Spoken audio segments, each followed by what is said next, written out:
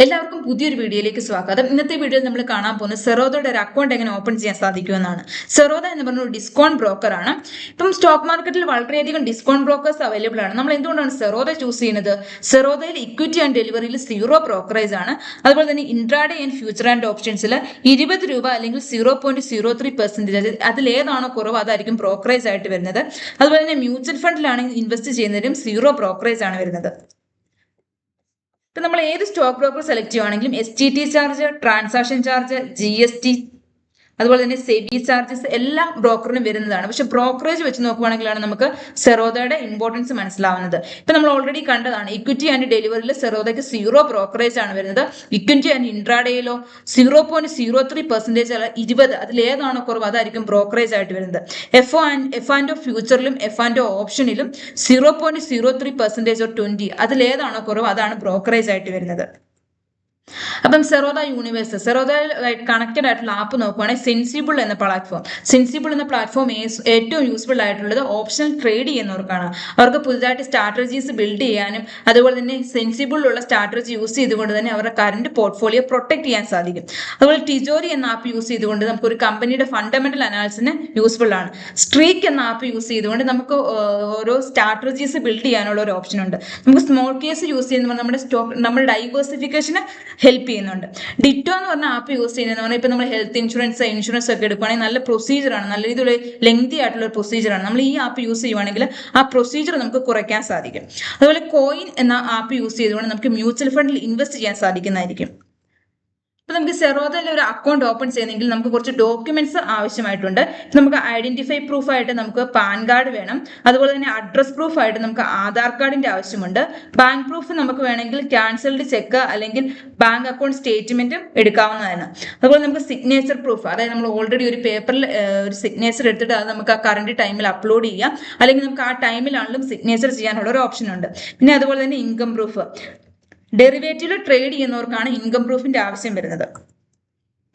ഇപ്പൊ നമ്മുടെ വീഡിയോ ഡിസ്ക്രിപ്ഷനിൽ സെറോദയുടെ അക്കൗണ്ട് ഓപ്പൺ ആക്കാനുള്ള ലിങ്ക് ഞാൻ ആഡ് ചെയ്തിട്ടുണ്ട്. ആ ലിങ്ക് യൂസ് ചെയ്തുകൊണ്ട് തന്നെ നിങ്ങൾ സെറോദയുടെ അക്കൗണ്ട് ഓപ്പൺ ചെയ്യാൻ ശ്രമിക്കുക. നമ്മുടെ ആ ലിങ്ക് ക്ലിക്ക് ചെയ്യുമ്പോഴത്തേനും ഇങ്ങനത്തെ ഒരു പേജ് ആണ് ഓപ്പൺ ആയി വരുന്നത്. ഇവിടെ നമ്മൾ ഫോൺ നമ്പർ എൻ്റർ ചെയ്ത് കൊടുത്തതിന് ശേഷം ഗെറ്റ് OTP എന്ന് സെലക്ട് ചെയ്യുക. ഇവിടെ നമ്മുടെ ഫോൺ നമ്പറിൽ വന്നിട്ടുള്ള OTP എൻ്റർ ചെയ്ത് കൊടുക്കുക. അപ്പൊ നമുക്ക് ഇങ്ങനെ ഒരു പേജ് ആണ് ഓപ്പൺ ആയിട്ട് വരുന്നത്. What your email, continue with Google എന്നുള്ള ഓപ്ഷൻ നമ്മൾ സെലക്ട് ചെയ്യുവാണെങ്കിൽ നമ്മൾ യൂസ് ചെയ്യുന്ന എല്ലാ ഇമെയിൽ IDസും കാണും. അതിൽ ഏതാണ് നമ്മൾ സെറോദയ്ക്ക് വേണ്ടി ചൂസ് ചെയ്യുന്നത് അത് സെലക്ട് ചെയ്യുക. അല്ലെങ്കിൽ നമുക്ക് ഇമെയിൽ എന്നുള്ള അവിടെ നമുക്ക് ഡയറക്റ്റ് ഇമെയിൽ ID എൻ്റർ ചെയ്ത് കൊടുത്തതിന് ശേഷം കണ്ടിന്യൂ എന്ന് ക്ലിക്ക് ചെയ്യുക. അപ്പൊ നമ്മുടെ ഇമെയിൽ IDയിലേക്ക് ഒരു OTP വരും. ആ OTP എൻ്റർ ചെയ്ത് കൊടുക്കുക. അടുത്ത പേജ് എന്ന് പറഞ്ഞാൽ നമ്മുടെ പാൻ കാർഡ് നമ്പർ എൻ്റർ ചെയ്ത് കൊടുക്കാനുള്ള പേജാണ്. നമ്മൾ പാൻ കാർഡ് നമ്പർ എൻ്റർ ചെയ്ത് കൊടുക്കുക. അതുപോലെ പാൻ കാർഡിലെ ഡേറ്റ് ഓഫ് ബർത്ത് എൻ്റർ ചെയ്ത് കൊടുത്തതിന് ശേഷം ആ ചെക്ക് ബോക്സ് സെലക്ട് ചെയ്തതിനു ശേഷം കണ്ടിന്യൂ എന്ന് ക്ലിക്ക് ചെയ്യുക. അതിനുശേഷം what product you would like to start with, equity and mutual fund compulsory ആണ്. നമുക്ക് ഫ്യൂച്ചറിൽ യൂസ് ചെയ്യാൻ വേണ്ടി ഫ്യൂച്ചർ ആൻഡ് ഓപ്ഷൻസും കമ്മോഡിറ്റിയും സെലക്ട് ചെയ്തതിനു ശേഷം അതിന് താഴെയുള്ള ചെക്ക് ബോക്സും സെലക്ട് ചെയ്തതിനു ശേഷം കണ്ടിന്യൂ എന്ന് ക്ലിക്ക് ചെയ്യുക. അത് കഴിഞ്ഞിട്ടുള്ള പേജ് ആധാർ KYC വെരിഫിക്കേഷന്റെ പേജാണ്. നമ്മൾ കണ്ടിന്യൂ എന്ന് സെലക്ട് ചെയ്യുക. ഇവിടെ നമ്മൾ ആധാർ നമ്പർ എൻ്റർ ചെയ്ത് കൊടുക്കുക. അതിനുശേഷം ആ ക്യാപ്ചയും എൻ്റർ ചെയ്ത് കൊടുത്തതിന് ശേഷം നെക്സ്റ്റ് ക്ലിക്ക് ചെയ്യുക. അപ്പോഴത്തേക്കും നമ്മുടെ ആധാർ കാർഡുമായിട്ട് ലിങ്ക്ഡ് ആയിട്ടുള്ള ഫോൺ നമ്പറിലോട്ട് ഒരു OTP വന്നിട്ടുണ്ടായിരിക്കും. ആ OTP എൻ്റർ ചെയ്ത് കൊടുത്തതിന് ശേഷം കണ്ടിന്യൂ എന്ന് ക്ലിക്ക് ചെയ്യുക. ഇവിടെ നമ്മുടെ 6 ഡിജിറ്റ് ഡിജിലോക്കർ പിന്ന് എൻ്റർ ചെയ്ത് കൊടുക്കാനുള്ള ഓപ്ഷനാണ് വരുന്നത്. ഇപ്പം നമ്മൾ ആ പിന്ന് മറന്നു പോയിട്ടുണ്ടെങ്കിൽ നമുക്കിവിടെ ഫോർഗോട്ട് സെക്യൂരിറ്റി പിൻ എന്നുള്ള ഓപ്ഷൻ ഉണ്ട്. അത് ക്ലിക്ക് ചെയ്തതിനു ശേഷം പുതിയതായിട്ട് ഒന്ന് ക്രിയേറ്റ് ചെയ്തതിനു ശേഷം നമുക്ക് എൻ്റർ ചെയ്ത് കൊടുക്കാവുന്നതാണ്. അതിനുശേഷം കണ്ടിന്യൂ എന്ന് ക്ലിക്ക് ചെയ്യുക. ഇവിടെ സെറോദ നമ്മുടെ കൺസേൺ ചോദിക്കുന്നുണ്ട്, നമ്മുടെ Aadhaar card details, pan verification details ഒക്കെ സെറോദ എടുത്തോട്ടെ, ഈ പ്രൊസീജിയറിന് വേണ്ടി എടുത്തോട്ടെ എന്ന് ചോദിക്കുന്നുണ്ട്. അപ്പം നമ്മൾ അതിന് സൈഡിലുള്ള ചെക്ക് ബോക്സ് സെലക്ട് ചെയ്തതിനു ശേഷം അലോ എന്ന് ക്ലിക്ക് ചെയ്യുക. അപ്പം നമുക്ക് സെറോദയ്ക്ക് സക്സസ്ഫുള്ളി നമ്മുടെ ഡീറ്റെയിൽസ് ലഭിച്ചിട്ടുണ്ട്.